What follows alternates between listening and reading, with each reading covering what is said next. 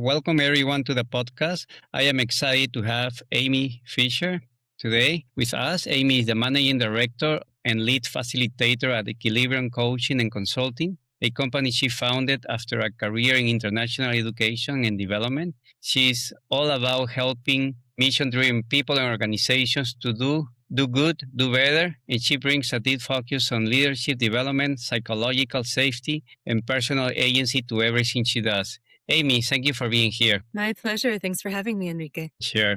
Can you share the story of what inspired you to start Equilibrium Coaching and Consulting after nearly 2 decades in education and international development? What key experience shaped your approach to coaching and training? Sure.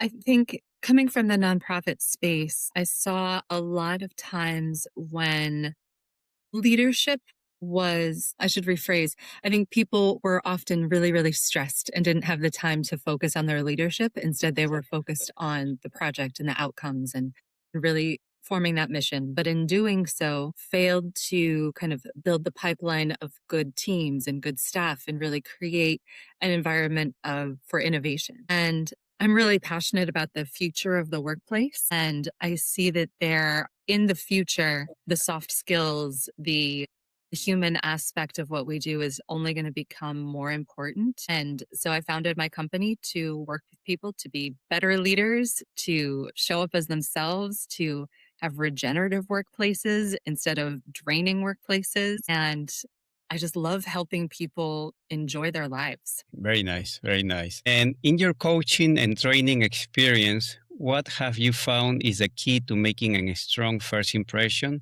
or establishing trust in the initial client onboarding session?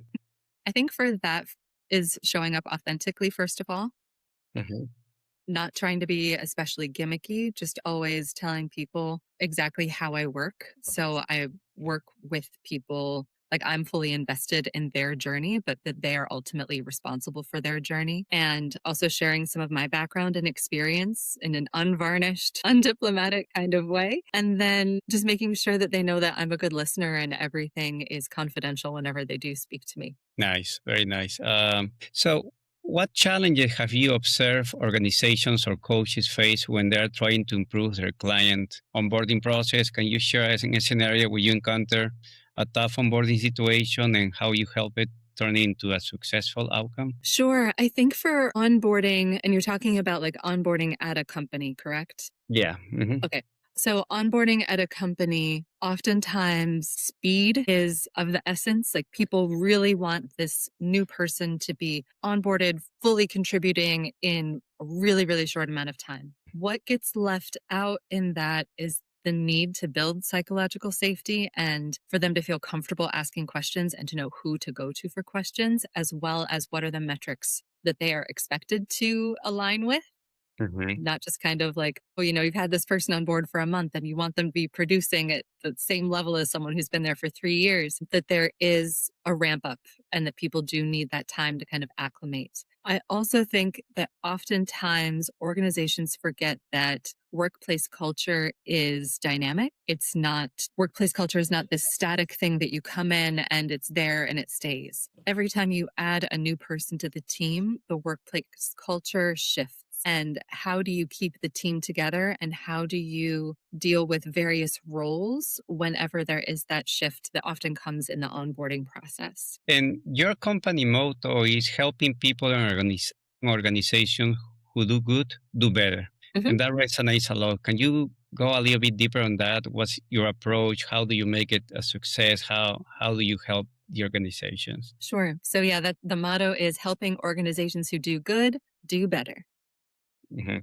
And it comes in a lot of different forms. So I think one of the things that also kind of speaks to how I create trust with clients is that the things I do aren't necessarily cookie cutter. I have kind of a program that I work with people that's called like the self-architect leader and kind of take them through their own leadership journey. But typically I go in and I ask, what do they need first? Like, what are their main priorities? So like for organizations, it might be a retreat that helps them reflect on the past year and strategize for the year ahead. If so, I'm using a different set of facilitation tools than I would if I'm working with an organization that is looking to develop their organizational capacity to fundraise.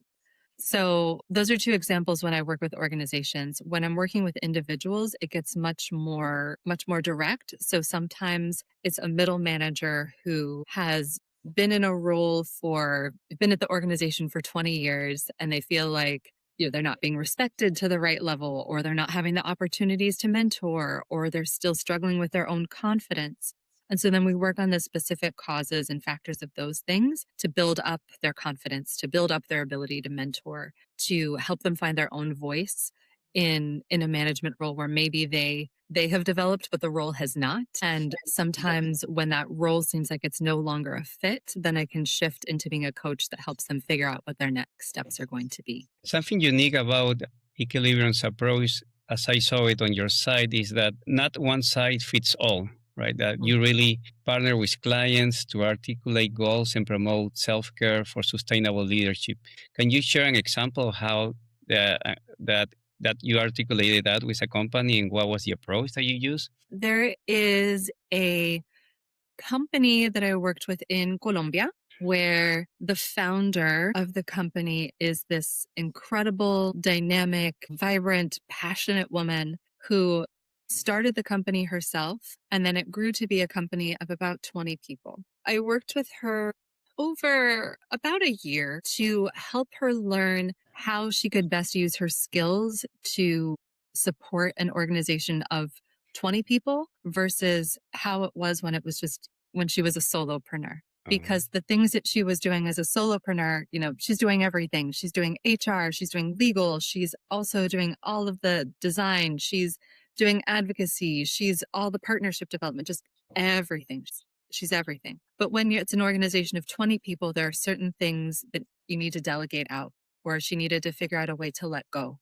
And in letting those things go, that then gives her the space to lean into her strengths and to really continue to use her passion to move her vision for the organization forward. Nice. And from your point of view in professional coaching and training, what emerging trends or innovation are you seeing now in how company and coaches approach the onboarding, first impressions? Any new ideas or methods in coaching that you find particularly effective?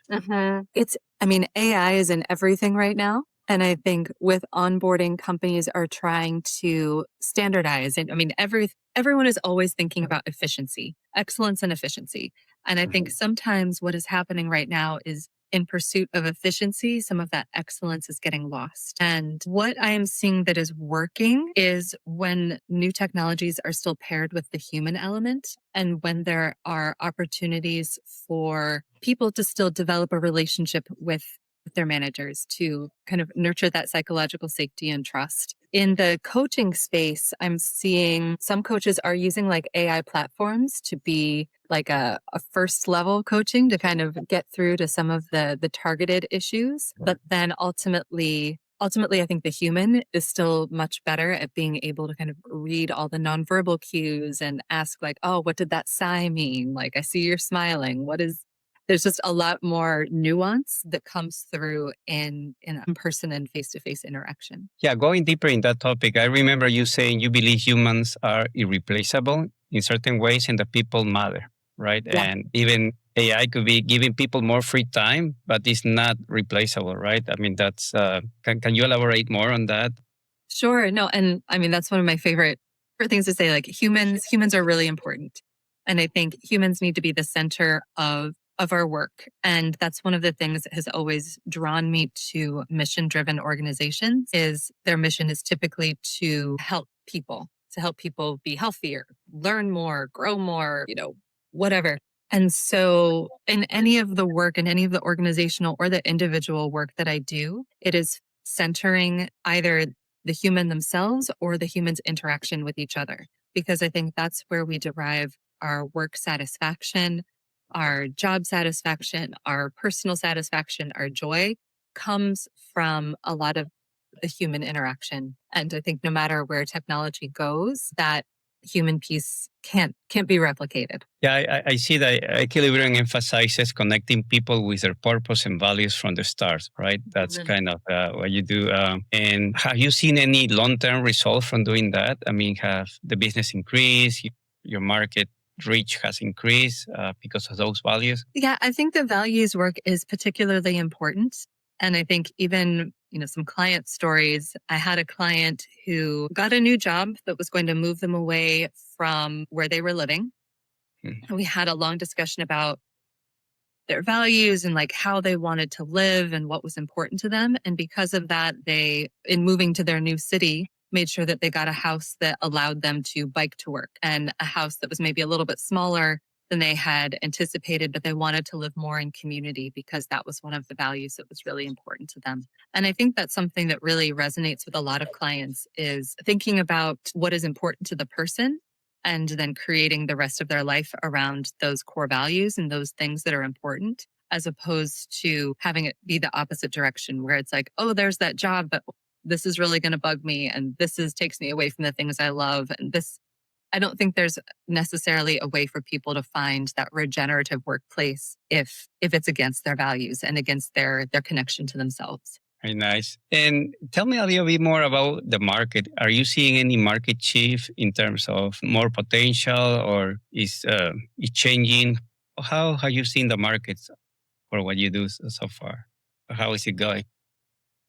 So I like the statistic that there are about, I think there's something like 60,000 ICF certified coaches in the world. And, there's however many billion people. So it's like, for every coach, there's like 70,000 people or something that could be the market. I think everyone needs a coach. It's super helpful. I have my own coach, even though I can coach myself, still have someone just because I have a lot of value. I get a lot of value out of those conversations and having the opportunity to process out loud. From an organizational standpoint, I am seeing an uptick in requests for facilitation and emphasis on those soft skills. I'm hopeful that it's because they have more time, because AI is being able to free up some time for them to do that. And I think there's like an awakening about the importance of humans. I'm hopeful that that's happening, that so you have to take care of the people who work for your organization so that then they're able to do the best work. And we clearly live in a time where innovation is really important, and innovation doesn't happen if workplace culture is toxic or people are burnt out and people are exhausted. So you really need to take care of those people so that their creativity can thrive and create an environment where people can be creative and innovative. Absolutely. Looking ahead to later this year, say Q3 and beyond, what signals or metrics will tell you that you're being successful, or whatever metrics you feel comfortable as measuring yourself, your success? What metrics am I going to use to gauge my own success? So my metric of success is my own enjoyment of my life. So I try not to tie my metrics necessarily to money or clients or any of that, even though it's valuable. So I'm going to take this in two prongs. My main measure is like, am I enjoying my life? Are my connections with my family, my connections with my friends, my connection to myself, my physical health, my mental health, all of those things are like my core, the things that are really important to me. From a business perspective, I want to continue to refine what it is that I do and to have a company that I think people automatically see value in and want to sign on to. I recognize that I think one of the issues is that people aren't always aware of what coaching is and kind of think of either coaching or organizational retreats. Those are like the icing on top of the cake, whereas I think they are the cake. Like I think that they are the most important part of the work. And so success for me will be getting that message out a little bit more clearly and hopefully getting a few more individual or organizational clients along the way. Very nice. Well, this has been a great conversation. I really thank you for sharing such insightful stories and perspective. Do you have any statement that you would like to give to our listeners about any last statement you'd like to make? Get a coach. No, I mean, I think this has been really wonderful and I appreciate the opportunities to share some of my viewpoints. and to get to talk with you about it and kind of encouraged to talk about the importance of humans in the workplace and uplifting people's leadership and their ability to enjoy what they do and enjoy their lives. No, awesome. Awesome. Thank you for your closing remarks. Again, that was incredibly insightful. And thank you so much for joining and being so open. I'm really excited to share this episode with everyone. Thank you. Thank you so much.